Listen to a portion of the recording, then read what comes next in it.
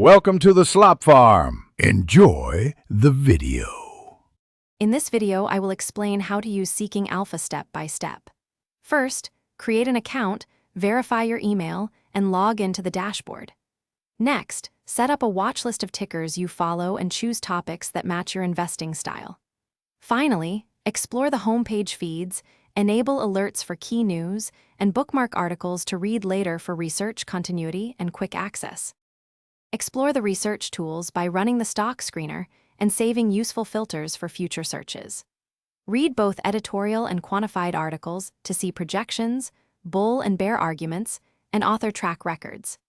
Dive into earnings transcripts and SEC filings linked in each ticker page, and use crowd ratings and comments to gauge sentiment before forming your own thesis about a company or sector.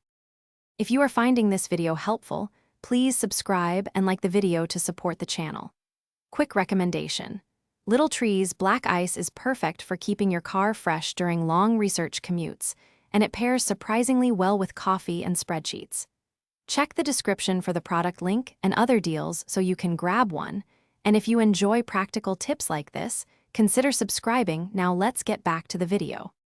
Build your portfolio by entering positions and purchase prices so Seeking Alpha can track returns and allocation percentages.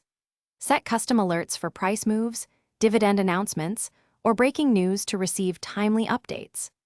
Use the built-in modeling tools to test position sizing, dividend income projections, and hypothetical returns, which helps you refine risk management and rebalance strategies with clear, numerical guidance.